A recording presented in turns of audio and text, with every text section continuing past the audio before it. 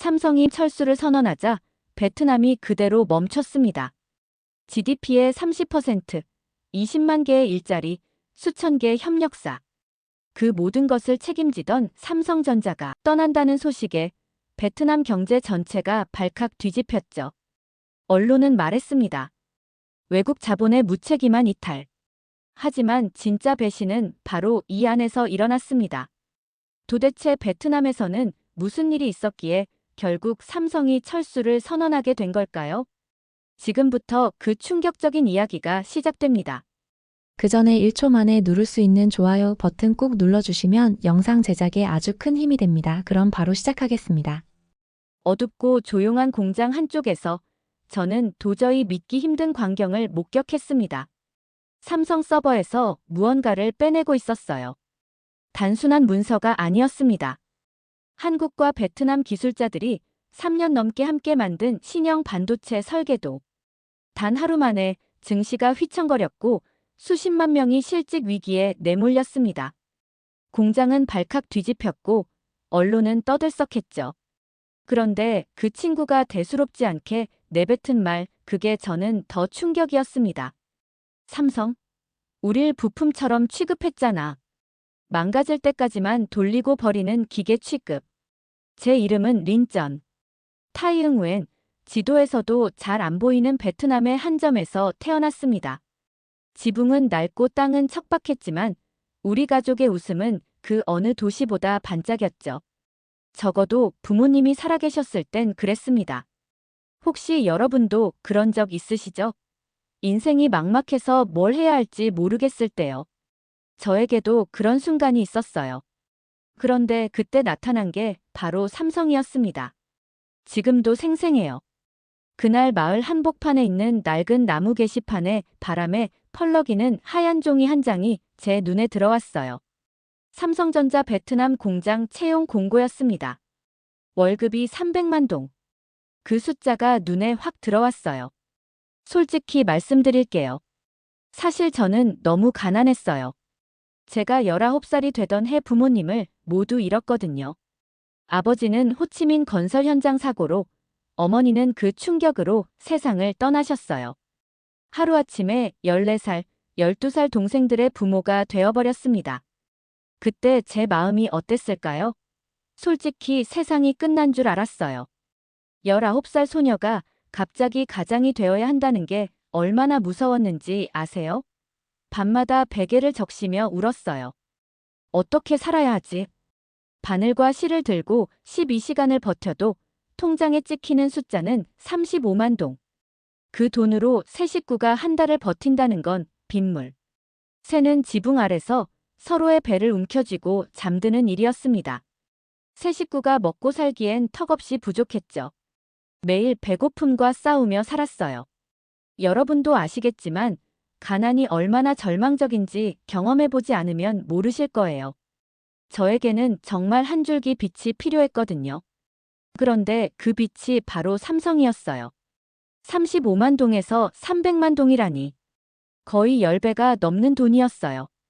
기숙사도 제공하고 식사도 무료라고 했어요. 심장이 터질 것 같이 가슴이 두근거렸어요. 이런 기적 같은 일이 정말 있을까 싶었죠. 그동안 얼마나 많은 곳에 지원했는지 몰라요. 공장, 식당, 청소업체까지. 하지만 모두 거절당했어요. 학력도 없고 경험도 없는 시골 소녀를 뽑아줄 곳은 없었거든요. 그런데 삼성은 달랐어요. 절망 속에 빠져있던 저를 건져준 한 줄기 로프, 인생을 다시 시작하게 해준 유일한 기회였습니다. 삼성이라는 이름은 들어본 적이 있었어요. 한국에서 온 큰 회사라는 정도만 알고 있었죠. 하지만 그때는 이 회사가 우리 베트남에 얼마나 큰 영향을 미치는지 몰랐어요. 나중에 알고 보니 우리나라 전체 수출의 4분의 1을 담당하고 있더라고요. 정말 어마어마한 규모였습니다. 면접 준비를 했어요. 가진 옷 중에서 가장 깨끗한 걸 골라 입었죠. 머리도 단정하게 묶고요. 거울을 보니 초라해 보였지만 최선을 다했어요. 면접날이 왔어요. 수백 명이 몰려왔더라고요. 저보다 학력도 좋고 경험도 많은 사람들이 가득했습니다. 제가 들어갈 자리가 있을까 싶었어요. 다들 자신감 넘쳐 보였는데 저만 위축된 느낌이었죠. 제 손은 땀으로 흠뻑 젖어 있었고 목소리가 자꾸 떨렸어요. 부모님을 잃고 동생 둘을 키우고 있습니다. 꼭 필요한 기회입니다. 말이 채 끝나기도 전에 눈물이 고였죠. 박정우라는 한국인 팀장님이 저를 바라보셨어요. 그 눈빛이 따뜻했습니다. 뭔가 통하는 게 있다고 느꼈어요. 제 간절함이 전해진 걸까요? 일주일 뒤 연락이 왔어요. 합격이었습니다. 동생들에게 이 소식을 전하는 순간 셋이서 서로 껴안고 얼마나 울었는지 몰라요. 그날만큼은 정말 행복했어요. 너무 오랜만에 느껴보는 감정이었거든요. 기차역에서 작별 인사를 할 때 안비가 물었어요. 누나, 이제 배고프지 않아도 돼. 그래, 이제 걱정하지 마. 그 약속을 지키기 위해서라도 열심히 해야겠다고 다짐했습니다. 그때는 몰랐어요. 삼성이 제게 단순한 직장이 아닌 운명이 될 거라는 걸 말이에요. 이 회사가 저를 완전히 다른 사람으로 만들어줄 거라는 것도요. 삼성 공장에 첫 출근하던 날을 잊을 수가 없어요. 버스에서 내려 공장 정문을 바라봤을 때의 그 감격이란. 거대한 건물과 깔끔하게 정리된 정원, 그리고 그 위에 빛나는 삼성 로고. 마치 꿈속에 들어온 기분이었어요. 신입사원 교육을 받으면서 깜짝 놀랐습니다. 기숙사는 호텔 같았어요. 깨끗한 침대와 책상, 심지어 개인 화장실까지. 봉제 공장 기숙사는 6명이 한 방을 썼는데 여기는 2명이 함께 쓰더라고요. 식당 음식도 맛있었어요. 고기 반찬까지 나오는 걸 보고 눈물이 날 뻔했죠. 살면서 이런 대우를 받아본 적이 처음이었어요. 시골에서 자란 저에게는 상상도 못했던 환경이었죠. 다른 베트남 회사들과는 비교가 안 됐어요. 삼성은 정말 달랐습니다. 직원을 사람으로 대해주는 회사였어요. 무엇보다 사람들의 태도였어요. 김도윤 과장님은 아침마다 서툰 베트남어로 인사하려 애쓰셨어요. 처음엔 어색했지만 그 진심이 느껴졌죠. 저 같은 시골 출신을 무시하지 않고 똑같은 사람으로 대해주시는 게 너무 고마웠어요. 품질 관리팀에 배치되었을 때는 정말 떨렸어요. 메모리 칩 하나하나를 검사하는 일이었는데 실수하면 엄청난 손해가 날 수 있거든요. 하지만 선배들이 친절하게 가르쳐줬어요. 베트남 사람들뿐만 아니라 한국에서 온 직원들도 마찬가지였죠. 몇 주가 지나면서 일에 익숙해졌어요. 제가 검수한 제품들이 전 세계로 나간다는 사실이 믿기지 않았습니다. 시골에서 쌀만 보며 자란 제가 이런 첨단 기술을 다루고 있다니. 밤마다 기숙사에서 동생들에게 전화를 걸어 자랑했어요. 하지만 며칠 뒤부터 이상한 분위기를 감지하기 시작했어요.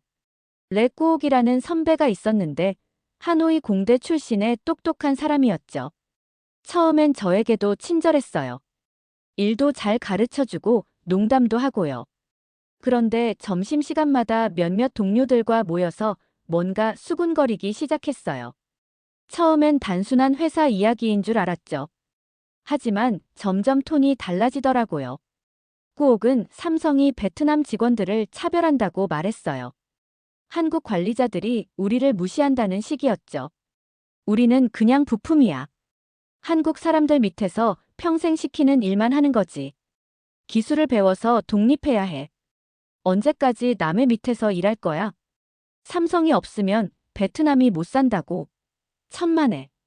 우리가 없으면 삼성이 못 돌아가는 거야. 그의 말은 점점 더 과격해졌어요. 베트남 직원들이 핵심 기술에서 배제된다는 식이었죠. 승진도 한계가 있고 중요한 결정에서는 항상 소외된다고 했어요. 심지어는 급여 체계도 불공평하다고 주장했습니다. 린, 너도 느꼈을 거 아니야? 한국 직원들이 우리 보는 시선 말이야. 우리는 영원히 2등 시민이야. 점심시간마다 그런 이야기가 반복됐어요. 처음엔 몇 명이 듣더니 어느새 식당 전체가 꾸옥의 말에 조용히 숨을 죽이며 고개를 끄덕이고 있었죠. 말이 퍼질수록 공장 안엔 알 수 없는 서늘한 기류가 돌기 시작했습니다. 맞아. 나도 그런 느낌 받았어. 우리끼리만 야근하고 한국 사람들은 일찍 퇴근하잖아. 기술 회의에서도 우리 의견은 무시당해. 저는 그런 말들이 이해가 안 됐어요. 제가 경험한 삼성은 전혀 달랐거든요. 오히려 저를 한 사람의 인간으로 존중해주는 곳이었어요. 가난한 시골 소녀였던 제게 꿈과 희망을 준 곳이었죠.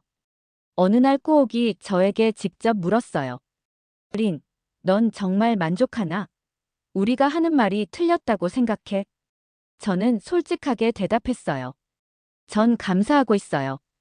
삼성이 저에게 새로운 인생을 줬거든요. 꾸옥은 씁쓸하게 웃으며 말했어요. 아직 모르는구나. 곧 깨닫게 될 거야. 주변 동료들도 저를 이상하게 바라보기 시작했어요. 마치 제가 순진한 바보인 것처럼 말이에요. 분위기가 조금씩 변해가고 있었죠. 사내 메신저에도 불만 글들이 올라오기 시작했어요. 그 말이 왜 그렇게 섬뜩하게 들렸을까요? 뭔가 불길한 예감이 들기 시작했어요. 단순한 불만이 아닌 다른 무언가가 숨어 있다는 느낌이었죠. 하지만 그때는 설마 했어요. 설마 그런 일이 일어날 거라고는 꿈에도 생각하지 못했거든요. 며칠 뒤부터 정말 이상한 일들이 눈에 띄기 시작했어요. 제가 담당하는 품질 관리 시스템에 이상한 접근 기록들이 보이더라고요. 야간 시간에 누군가 데이터베이스에 들어간 흔적이 있었어요. 처음엔 시스템 오류라고 생각했죠. 하지만 패턴이 계속 반복되니까 이상했어요. 보안 규정상 야간에는 특별한 허가 없이 시스템에 접근할 수 없거든요. 그런데 누가 이런 짓을 하는 걸까요? 궁금해서 며칠 동안 관찰해봤어요. 그러다가 놀라운 사실을 발견했습니다. 접근 시간이 꾸옥의 야간 근무 시간과 정확히 일치하더라고요. 우연일까요? 아니면 정말로 뭔가 이상한 일이 벌어지고 있는 걸까요? 의심이 들기 시작하니 다른 것들도 눈에 들어왔어요. 꾸옥이 USB를 자주 사용하는 것, 개인 노트북을 가져와서 뭔가 작업하는 것, 회사 밖에서 수상한 사람들과 만나는 것까지. 어느 날 밤이었어요. 야간 점검을 위해 공장에 남아 있었는데 서버실 쪽에서 희미한 불빛이 새어나오는 걸 봤어요. 이상했죠. 이 시간에 누가 있을 리 없는데 말이에요. 조심스럽게 다가가서 문틈으로 들여다봤어요. 그리고 제가 본 것은 정말 충격적인 광경이었어요. 꾸옥이 두 명의 동료와 함께 뭔가를 주고받고 있었습니다. 심장이 쿵쾅거리기 시작했어요. 숨을 죽이고 귀를 기울였죠. 그들이 나누는 대화를 들어보니 더욱 놀라웠어요. 회사 기술 자료를 복사하고 있었던 거예요. 박정우 팀장 서명된 공정 기록 여기 있어. 회로 설계도 포함된 거지. 당연하지. 샘플도 확보했고. 내일 넘기면 바로 반응 올 거야. 그 순간 온몸에 소름이 돋았어요. 이건 단순한 회사 기밀 유출이 아니었어요. 삼성과 베트남이 함께 개발한 신기술을 빼돌리고 있었던 거죠. 손이 떨려 핸드폰을 꺼내는 데만 1분이 걸렸습니다. 찍자. 찍자 린. 스스로를 다독이며 공장 기계보다 더 조용하게 셔터를 눌렀습니다. 내가 목격한 건 단순한 절도가 아니었습니다. 베트남의 미래를 팔아넘기는 장면이었으니까요. 조심스럽게 동영상 촬영을 시작했습니다. 심장이 터질 것 같았지만 계속 찍었어요. 삼성 베트남 공장에서 개발한 신형 메모리 기술과 AI 기반 검사 시스템. 이건 수년간 한국과 베트남 기술자들이 함께 만든 소중한 결실이었어요. 그런데 그걸 팔아넘긴다고요?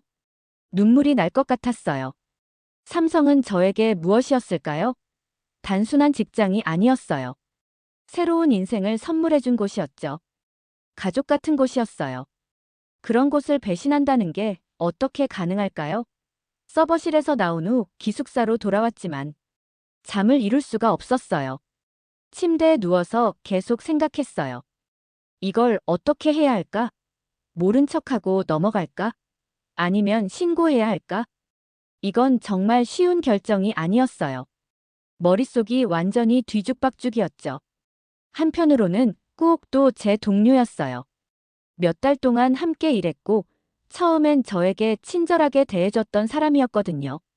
그런 사람을 고발한다는 게 쉬울 리 없었어요. 게다가 만약 제가 틀렸다면, 오해였다면 어떡하죠? 그럼 저는 무고한 동료를 배신한 나쁜 사람이 되는 거잖아요. 회사에서도 신고를 좋아하지 않을 수도 있고요. 저만 이상한 사람 취급받을 수도 있었어요. 무엇보다 무서웠어요. 이런 큰일에 휘말리고 싶지 않았거든요. 저는 그냥 조용히 일하면서 동생들 뒷바라지나 하고 싶었어요. 괜히 나서서 문제 만들고 싶지 않았죠. 하지만 양심이 허락하지 않았어요. 제가 본 건 분명히 잘못된 일이었어요. 삼성의 기술을 빼돌리고 있었다고요.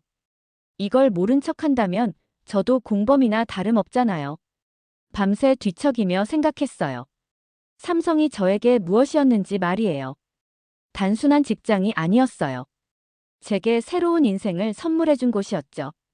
동생들에게 희망을 줄 수 있게 해준 곳이었어요. 그런 곳을 배신당하는 걸 보고만 있을 수는 없었어요.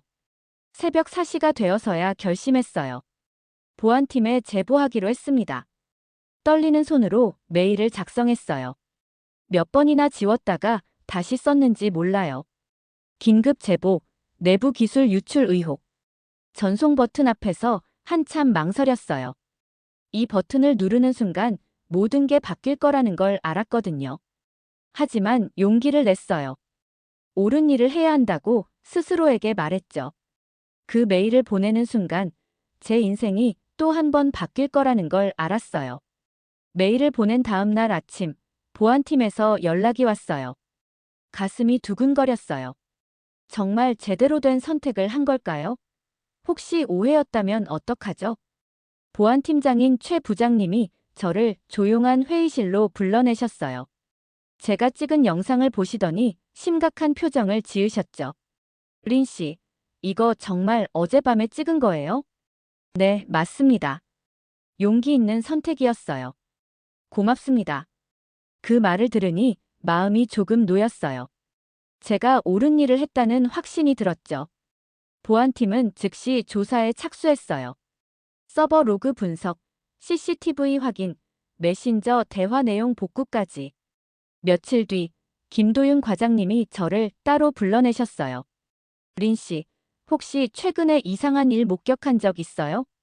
저는 솔직하게 말씀드렸어요. 과장님, 제가 신고한 거예요. 과장님은 놀란 표정을 지으시더니 고개를 끄덕이셨어요. 그럴 줄 알았어요. 당신은 회사를 진심으로 생각하는 사람이니까요. 그 말이 무슨 뜻인지 알 것 같았어요. 삼성은 처음부터 저를 믿어주고 계셨던 거죠. 조사 결과는 충격적이었어요. 꾸옥은 최소 6개월 전부터 체계적으로 회사 기밀을 빼돌리고 있었어요. 단순히 개인적인 불만 때문이 아니었어요. 외부 조직과 연결되어 있었던 거죠. 더 충격적인 건 그 배후였어요. 중국계 산업 스파이 조직이었어요. 꾸옥은 중국 선전에 있는 반도체 회사와 연결된 브로커들과 접촉하고 있었던 거예요. 그들은 삼성의 메모리 기술을 빼내서 중국 업체들에게 팔려고 했던 겁니다. 특히 노리고 있던 건 삼성이 베트남에서 새로 개발한 차세대 메모리 칩 기술이었어요. 이건 한국 본사와 베트남 현지 기술자들이 함께 3년간 연구한 결과물이었거든요. 만약 이 기술이 중국으로 넘어갔다면 삼성의 경쟁 우위가 완전히 사라질 뻔했어요. 브로커들은 꾸옥에게 기술 하나당 수십만 달러를 약속했다고 하더라고요. 베트남 사람 입장에서는 평생 벌 돈이었죠. 하지만 그 돈의 대가로 삼성과 한국, 그리고 베트남의 미래를 팔아넘기려 했던 거예요. 이건 단순한 회사 기밀 유출이 아니라 국가 차원의 기술 탈취였어요. 만약 성공했다면 삼성뿐만 아니라 한국 전체 반도체 산업이 타격을 받았을 거예요. 그날 밤 기숙사에서 혼자 울었어요. 무서웠어요. 제가 이런 큰일에 휘말리게 될 줄은 몰랐거든요. 하지만 동시에 뿌듯했어요. 삼성을 지켰다는 생각 때문이었죠. 동생들에게 전화를 걸었어요. 안비야, 누나가 중요한 일을 했어. 무슨 일인데? 나중에 알게 될 거야. 누나가 옳은 일을 했다는 것만 알아도 그 말을 하면서도 가슴이 벅찼어요. 삼성에 대한 고마움이 얼마나 큰지 그때 깨달았어요. 이 회사는 저에게 단순한 직장이 아니라 제2의 가족이었습니다. 며칠 뒤, 꾸옥은 출근하다가 보안팀에 체포되었어요. 공장 전체가 술렁였죠. 평소에 모범 직원으로 통하던 사람이 배신자였다니. 모두가 충격에 빠졌어요. 조사 결과가 공개되면서 더 큰 충격이 찾아왔어요. 꾸옥은 단순히 개인적으로 행동한 게 아니었어요.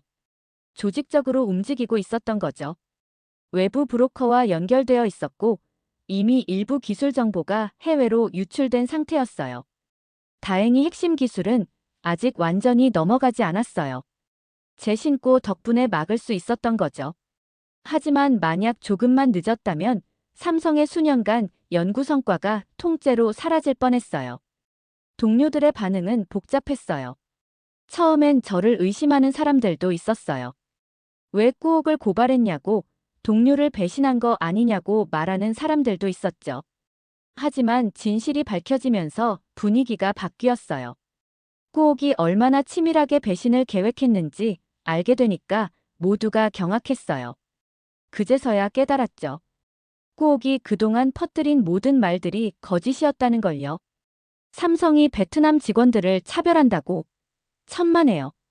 오히려 삼성은 베트남 직원들에게 한국 직원들과 똑같은 기회를 주고 있었어요. 승진도, 교육도, 복지도 마찬가지였죠. 한국 관리자들이 우리를 무시한다고? 그것도 거짓이었어요. 김도윤 과장님 같은 분들은 오히려 베트남 문화를 배우려고 노력하고 계셨거든요. 우리를 동등한 파트너로 대해주셨어요. 급여 체계가 불공평하다고? 조사해보니 베트남 현지 기준으로는 최고 수준의 대우였어요. 다른 회사들과 비교해보니 삼성이 얼마나 좋은 조건을 제공하는지 알 수 있었죠. 꾸옥은 순진한 동료들의 애국심을 이용했던 거예요. 베트남의 자주독립이니 기술 자립이니 하는 그럴듯한 말로 포장했지만 실제로는 중국 돈에 눈이 멀어서 배신했던 거죠. 몇몇 동료들이 저에게 다가와서 사과했어요. 미안해, 린. 꾸옥 말에 속았어. 내가 우리 모두를 구했구나. 삼성이 얼마나 좋은 회사인지 이제야 알겠어. 꾸옥이 우리를 속였던 거야. 그때 깨달았어요. 진짜 베트남을 사랑한다면, 진짜 동료를 생각한다면 삼성을 지켜야 한다는 걸요. 삼성이 망하면 우리 모두가 길거리로 나앉게 되거든요.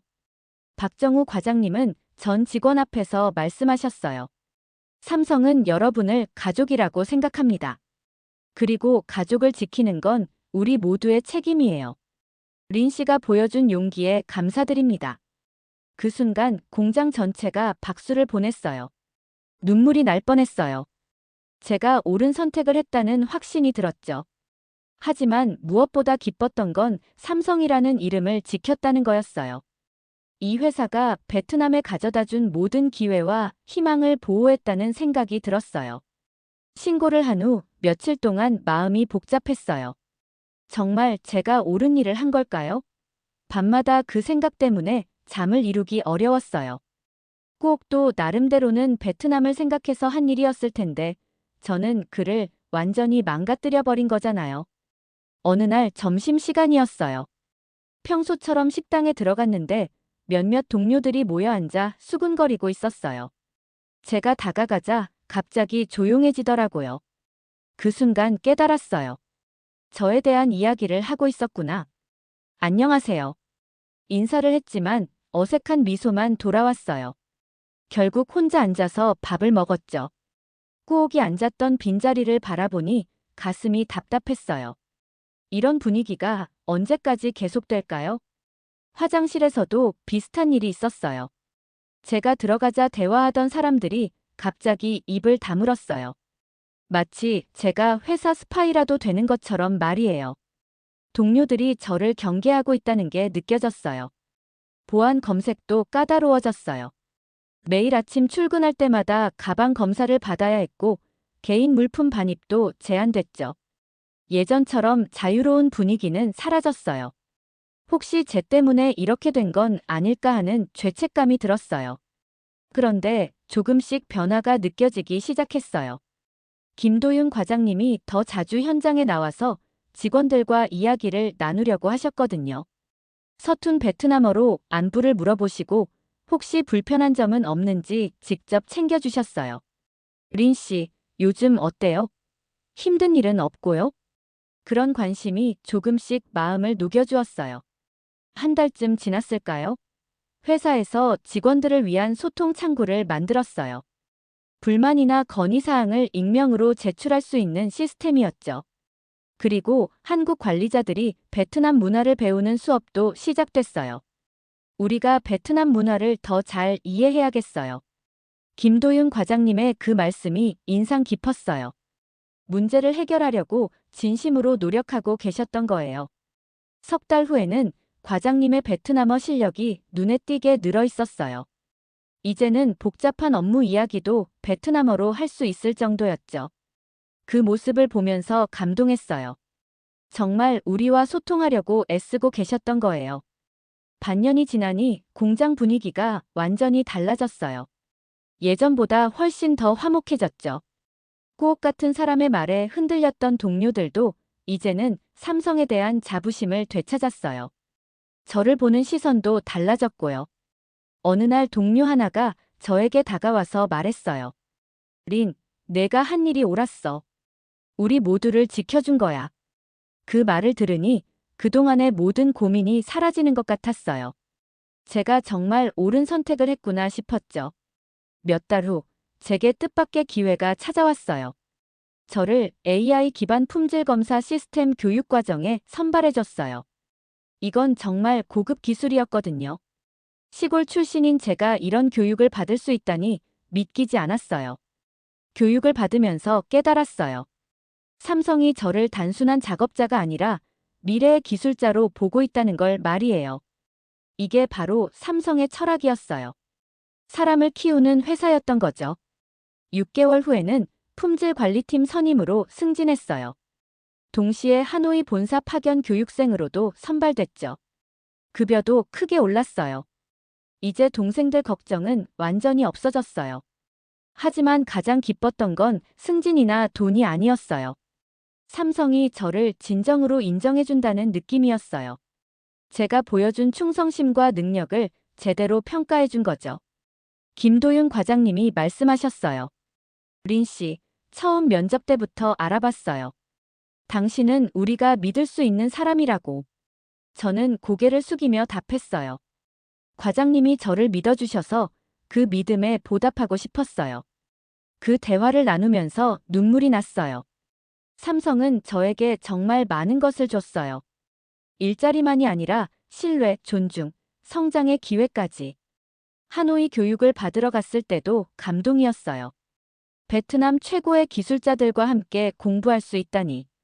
그들 중 상당수가 삼성에서 교육받은 사람들이었어요. 삼성 덕분에 우리 베트남 기술 수준이 이렇게 올라왔어요. 선배 기술자의 말을 들으니 정말 자랑스러웠어요. 삼성이 베트남에 미친 긍정적 영향을 실감할 수 있었죠. 꾸옥은 결국 베트남 국가보안법 위반으로 중형을 선고받았어요. 그의 공범들도 국제공조 수사를 통해 모두 체포됐죠.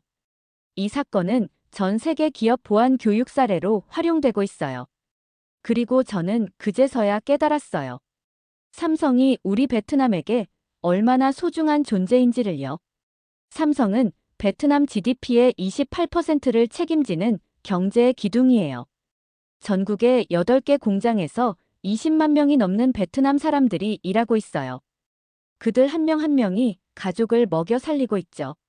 만약 삼성이 베트남을 떠났다면 어떻게 됐을까요? 20만 개의 일자리가 사라지는 건 단순히 숫자가 아니에요. 20만 가정의 생계가 끊어지는 거예요. 그 가족들까지 합치면 거의 100만 명의 베트남 사람들이 길거리로 내몰렸을 거예요. 더 무서운 건 연쇄 반응이에요.